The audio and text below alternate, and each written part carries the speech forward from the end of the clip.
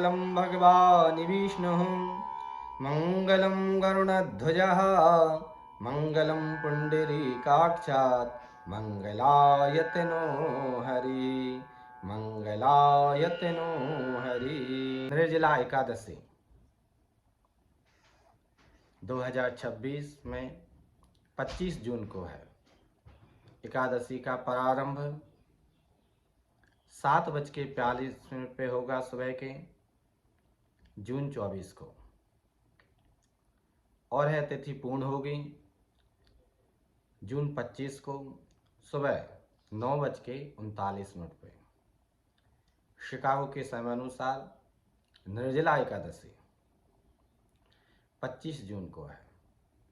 इस तिथि का पारण समय 26 जून को सुबह 5:17 से शुरू होकर 8:20 के बीच है।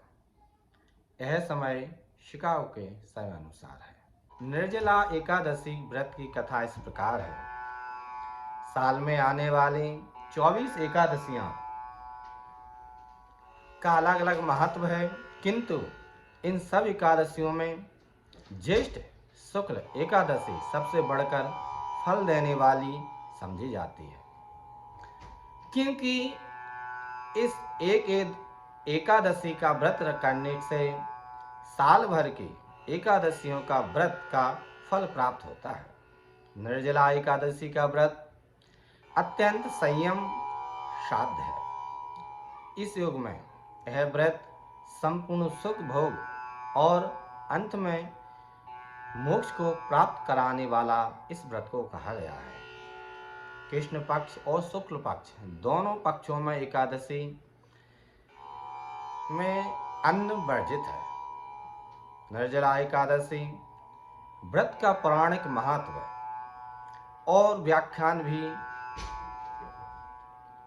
इन कथाओं में वर्णित है। जब सर्वज्ञ वेदव्यास ने पांडवों को चारों पुरुषार्थ धर्म, अर्थ, काम और मोक्ष देने वाले एकादशी व्रत का संकल्प कराया था, तब युधिष्ठिर ने कहा, जनार्दन, ज्येष्ठ मास के शुक्ल पक्ष में जो एकादशी पड़ती है, कृपया उसका वर्णन कीजिए। भगवान श्री कृष्ण ने कहा, हे राजन, इसका वर्णन परम धर्मात्मा सत्यवती नंदन व्यास जी करेंगे, क्योंकि इस संपूर्ण शास्त्रों के तत्वज्ञ और वेद वेदांगों के पारंगत विद्वान हैं।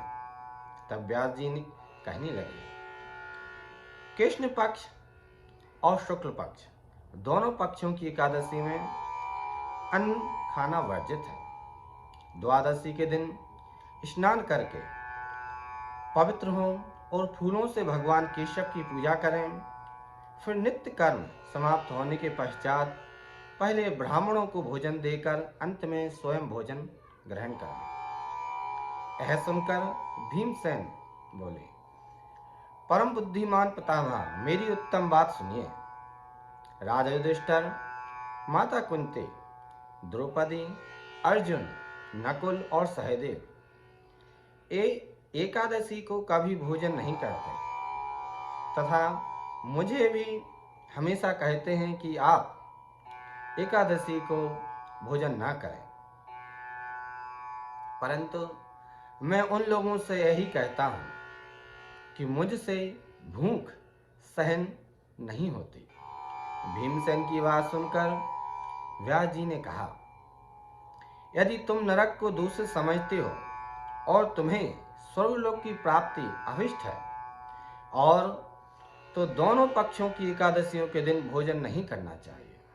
भीमसेन बोले, महाबुद्धिमान पितामह, मैं आपके सामने सच कहता हूँ, मुझसे एक बार भोजन करके भी व्रत नहीं किया जा सकता, तो फिर उपवास करके मैं कैसे रह सकता हूँ। मेरे उदर में वृक नामक अग्नि सदा प्रज्वलित रहती है, अतः जब मैं बहुत अधिक खाता हूँ तभी यह शांत होती है। इसलिए महामुनि, मैं पूरे वर्ष भर में केवल एक ही उपवास कर सकता हूँ, से स्वर्ग की प्राप्ति सुलभ हो तथा जिसके करने से मैं कल्याण का भागी हो सकूं, ऐसा एक व्रत निश्चय करके बताइए, मैं उसका यथोचित रूप से पालन करूंगा। श्री व्यास जी ने कहा, हे भीम, ज्येष्ठ मास में सूर्य वृष राशि पर हो या मिथुन राशि पर, शुक्ल पक्ष में जो एकादशी हो, उसका यत्न पूर्वक निर्जल व्रत करो। केवल कुल्ला या आचमन करने के लिए मुख में जल डाल सकते हो। उसको छोड़कर किसी प्रकार का जल विद्वान पुरुष मुख में ना डालें, अन्यथा व्रत भंग हो जाता है। एकादशी को सूर्योदय से लेकर दूसरे दिन के सूर्योदय तक मनुष्य जल का त्याग करे तो वह व्रत पूर्ण होता है।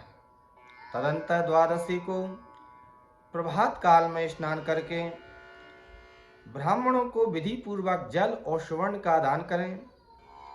इस प्रकार सब कार्य पूरा करके जितेंद्रिय पुरुष ब्राह्मणों के साथ भोजन करें।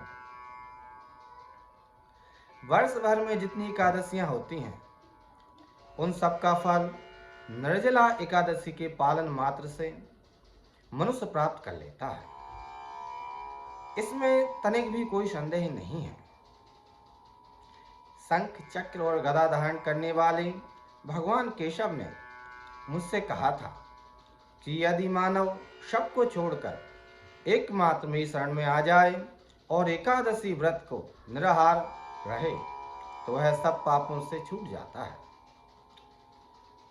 एकादशी व्रत करने वाले पुरुष के पास विशालकाय विकराल आकृति और काले रंग वाले दंड परासधारी भयंकर यमदूत नहीं जाते।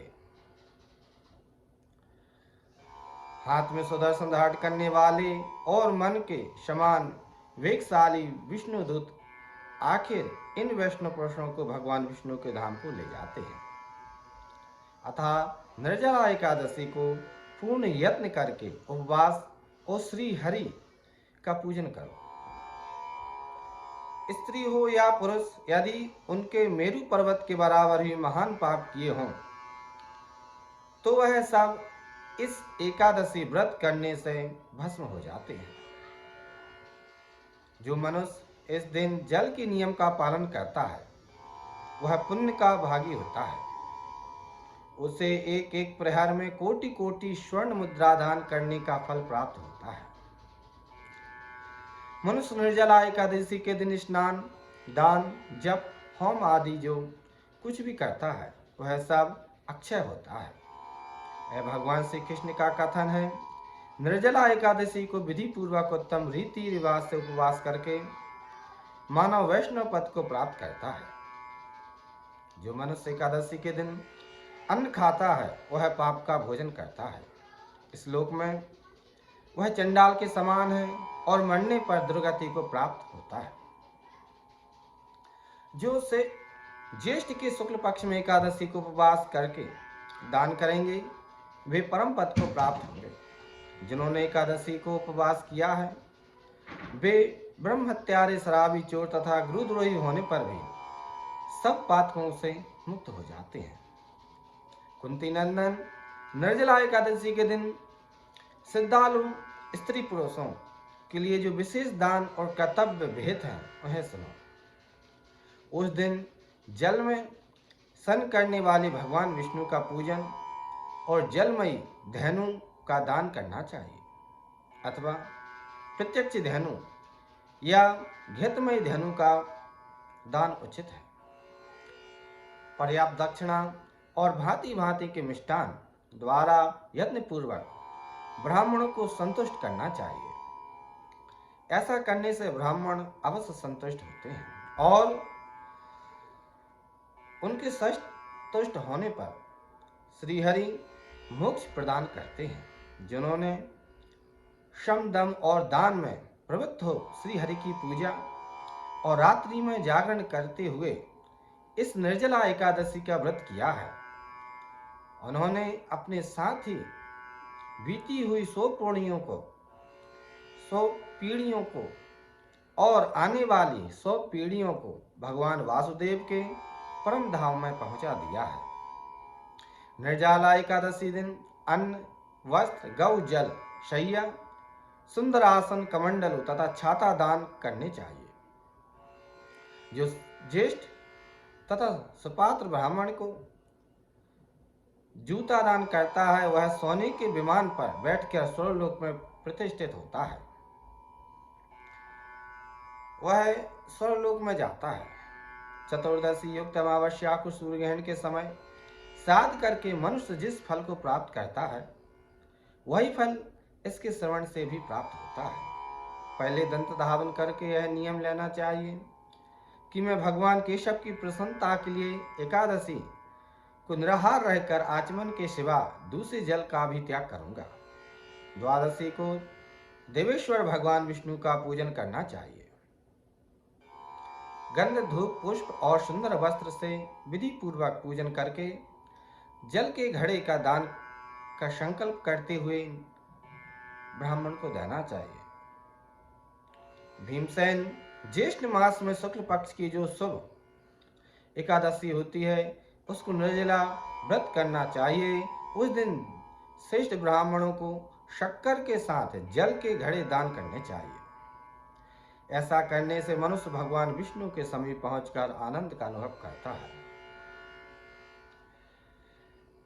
तत्पश्चात द्वादशी को ब्राह्मण भोजन कराने के बाद स्वयं भोजन करें। जिस प्रकार पूर्ण रूप से पापनाशनी एकादशी का व्रत करता है वह सब पापों से मुक्त हो जाता है, आनंदमय पद को प्राप्त होता है। यह सुनकर भीमसेन ने भी इस शुभ एकादशी का व्रत आरंभ किया। तब से यह लोक में पांडव एकादशी के नाम से विख्यात हुई। ज्येष्ठ शुक्ल पक्ष एकादशी के दिन भगवान श्री कृष्ण ने देवी रुक्मणी का हरण किया था, अतः एकादशी रुक्मणी हरण एकादशी के नाम से भी जानी जाती है। इस प्रकार है निर्जला एकादशी कथा पूर्ण हुई। इसी प्रकार की कथाओं को जानने के लिए हमारे चैनल को सब्सक्राइब अवश्य करें और सभी सनातनियों के साथ इस कथा को शेयर अवश्य करें। मिलते हैं आपसे अगली कथा में। महादेव की कृपा आप सब लोगों पर बनी रहे। हर हर महादेव, जय महाकाल।